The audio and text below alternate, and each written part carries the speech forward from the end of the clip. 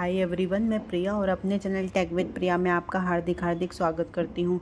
तो आज हम जानेंगे कि जो नवरात्रि आती है तो उनके जो 9 दिन होते हैं उनमें किन किन चीज़ों का हमें विशेष भोग लगाना चाहिए, जिससे माता रानी बहुत प्रसन्न होती हैं। और सभी को नवरात्रि पर्व की हार्दिक हार्दिक शुभकामनाएं, बहुत बहुत बधाइयाँ सबको। ओके, कुछ दिनों में नवरात्रि जस्ट आने ही वाली है। चलिए, नवरात्रि पर्व पर माता की आराधना के साथ ही व्रत, उपवास, पूजन का विशेष महत्व है। जिस प्रकार नवरात्रि के 9 दिन माँ दुर्गा के अलग अलग रूपों की पूजा की जाती है, उसी तरह 9 दिन माता को प्रत्येक दिन 9 विशेष भोग या प्रसाद अर्पित करने से देवी माँ सभी प्रकार की समस्याओं का नाश करती हैं।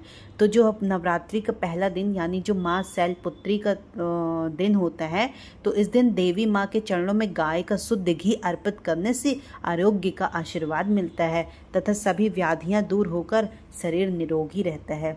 चलिए, तो जो नवरात्रि का दूसरा दिन है वो माँ ब्रह्मचारिणी का होता है। तो इस दिन देवी माँ को शक्कर का भोग लगाने से वे अत्यधिक प्रसन्न होती हैं। इस भोग को देवी के चरणों में अर्पित करने के बाद परिवार के सदस्यों में बांटने से सभी की आयु में वृद्धि होती है।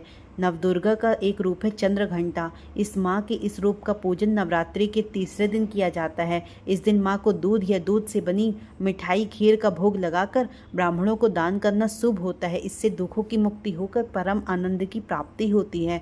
माँ दुर्गा को नवरात्रि के चौथे दिन मालपुए का भोग लगाने से वे अत्यधिक प्रसन्न होती हैं। इस भोग को मंदिर के ब्राह्मणों को दान करना चाहिए। ऐसा करने से बुद्धि का विकास होने के साथ साथ निर्णय शक्ति बढ़ती है।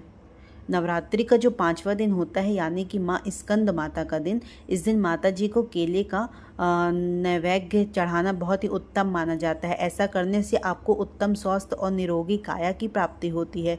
नवरात्रि के 6वें दिन देवी माँ को शहद का भोग लगाना बहुत अच्छा माना जाता है। इस दिन शहद का भोग लगाने से मनुष्य की आकर्षण शक्ति में वृद्धि होती है। नवरात्रि का जो 7वां दिन होता है वह देवी माँ को गुड़ का भोग लगाना चाहिए। 7वें नवरात्रि पर माँ को गुड़ का नैवेद्य चढ़ाने व उसे ब्राह्मणों को दान करने से शोक से मुक्ति मिलती है एवं आकस्मिक आने वाले संकटों से रक्षा भी होती है। नवरात्रि के 8वें दिन माता रानी को नारियल का भोग लगाएं और नारियल का दान भी करें। इससे संतान संबंधी सभी परेशानियों से छुटकारा मिलता है व देवी माँ की प्राप्ति होती है। नवरात्रि के अंतिम दिन यानी नवरात्रि तिथि के दिन तिल का भोग लगाकर ब्राह्मणों को दान दें। इससे मृत्यु भय से राहत मिलती है, साथ ही अनहोनी होने की घटनाओं से बचाव भी होगा।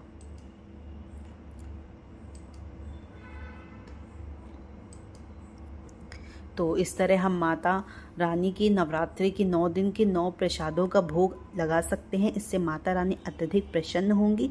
यदि आपके पास नहीं है तो पूड़ी हलवा माता रानी का बहुत अत्यधिक स्नेह प्रिय प्रसाद है। आप जरूर अर्पण करने की कोशिश करें।